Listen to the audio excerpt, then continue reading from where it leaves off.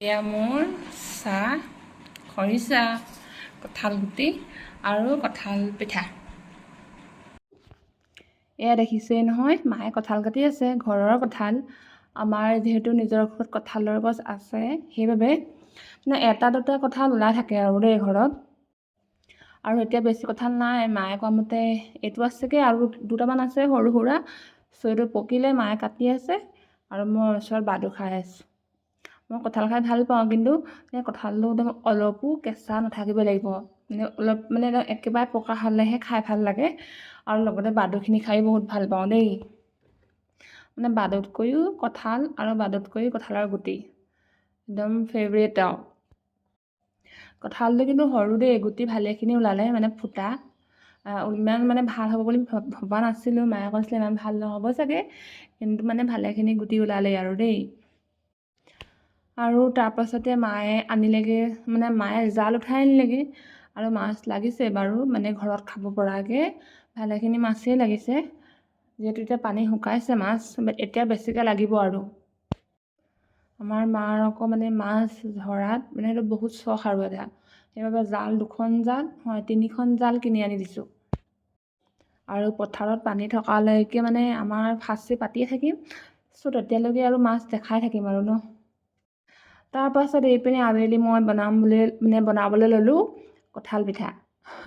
যিহেতু কঁঠাল আছিলেই ঘৰত আৰু বহুত দিনৰ পৰা বনাম বুলি ভাবি আছিলোঁ। দেখিছোঁ কঁঠাল পিঠা, কলপিঠা, কিন্তু মই নিজে আজিলৈকে খাবলৈ হোৱা নাই। আৰু যিহেতু ঘৰত পিঠাগুড়ি আছেই খুন্দা, ভাবিলোঁ আজি কঁঠাল পিঠা বনাওঁ। আৰু কঁঠাল পিঠাত মই অলপ কঁঠাল আৰু পিঠাগুড়িহে দিছোঁ।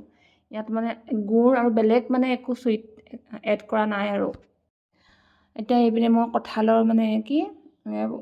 কঁঠালৰ ফুটাখিনি এক্সট্ৰা কৰি আছোঁ গুটিৰ পৰা। কঁঠালৰ ফুটাটো একদম পকা নহয়, অলপ টান।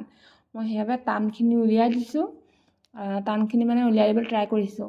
আৰু এইপিনে মাৰ কঁঠালৰ গুটিখিনিত একদম পূৰা পূৰা গজালি ওলোৱা দেই, কেলৈ জানো ভিতৰতে নপকা আগতেই কঁঠালৰ গুটিখিনি একদম গজালি ওলাই যায়। আৰু ইমান ডাঙৰ ডাঙৰ গজালি নহয়, একদম যদি মাটিত থৈ ভালকৈ যদি এনেকৈ গুজি দিয়া হয় নে, ধুনীয়াকৈ কঁঠালৰ গছ ওলাই আহিব। আৰু আমাৰ মায়েও এনেকৈয়ে কঁঠালৰ গুটিবোৰ দি দিয়ে। আমাৰ বাৰীখনত একদম কঁঠালৰ গছ একদম বহুতখিনি কৰি দিলে। এতিয়া আমি নিজেও খাব পাৰোঁ আৰু সময়ত বেলেগকো খুৱাব পাৰোঁ। সেইবাবে কিবা এটা বস্তু যদি আমি খাওঁ, আম, কঁঠাল, জলফাই, গুটিটো যদি বাৰীখনত ভালকৈ গুজি দিয়া হয় নহয়, সেইটো গুটি ওলাবই যদি ভাল জাত হয়, বা গুটিটো যদি পূৰা বুঢ়া হয় নহয়, তাৰপৰা গছ এজোপা ওলাই আহিবই। আৰু এইপিনে মই পিঠাগুড়ি বেছি লোৱা নাই, 1.5 কাপমান লৈছোঁ। আৰু এনেকৈ কঁঠালৰ সেইখিনি প্ৰথমতে এইখিনি মাংসখিনি পূৰা পিটিকি লৈছোঁ দেই। অলপ টান হৈছে পিটিকিবলৈ, আৰু আগতে মই ইমান কৰি পোৱা নাই। কঁঠালৰ এই লাডুবোৰ খাওঁ, সান্দহগুড়ি লাডু, পিঠাগুড়ি লাডু কঁঠালৰ সৈতে খাই বহুত ভাল পাওঁ, কিন্তু মই নিজে আজিলৈকে এনেকৈ বনাই পোৱা নাই। আজি একদম পূৰা পিটিকি আছোঁ। এনেকৈ পিটিকি বহুত টাইমত হ'লগৈ আৰু যেনে পেষ্টটো। আৰু লগতে মই এইপিনে কলপাত কাটি আনিছোঁ। দেখিছোঁ এনেকৈ কলপাতত সোমোৱাই পিনি এনেকৈ বেলনা মাৰিডালে অলপ বেলি দিয়ে, ময়ো তেনেকুৱা কৰিবই ট্ৰাই কৰি আছোঁ। কিন্তু কলপাত কেইখিলা মোৰ সৰু হ'ল, সেইবাবে কি হয়, বাহিৰলৈ স্প্ৰেড হৈ যাব বুলি মই মাজে মাজে চাইও আছোঁ দেই, আৰু কিজানি কলপাতখন ফাটি যায়। এনেকৈ মই 4খন কলপাতত 4খন ধুনীয়াকৈ এনেকৈ কি আছিলে এইখিনি মই নিজে পাহৰি গৈছোঁ কি কৰি আছোঁ, ভইচ অভাৰ দি আছোঁ, যি টি গাই আছোঁ দেই।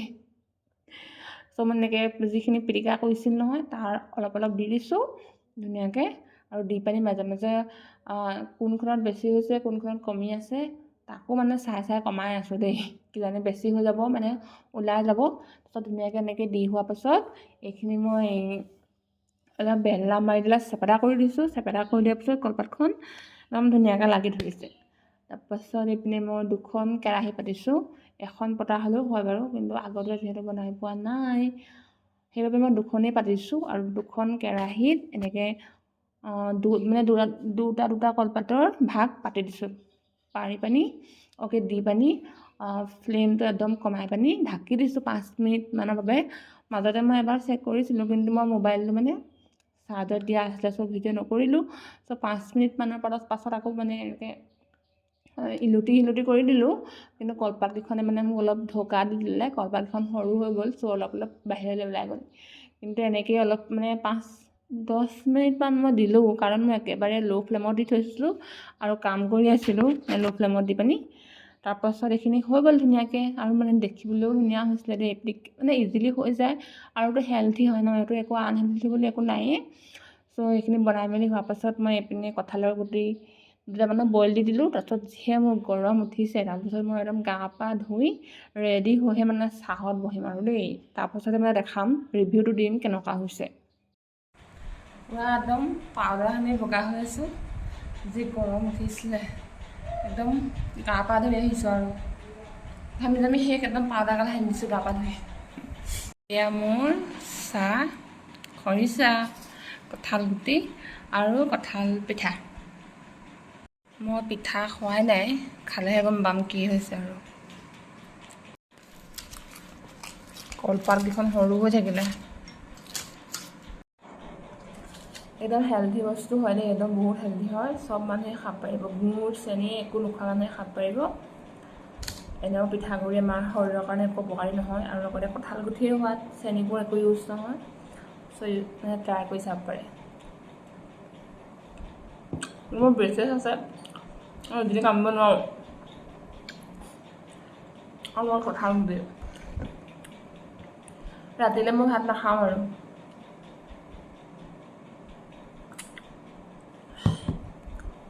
অলপ ক্লাছ কৰিম, তাৰপিছত ৰাতি যদি টোপনি ধৰে শুই থাকিম, যিহে গৰম টোপনিয়ে নধৰে মোৰ।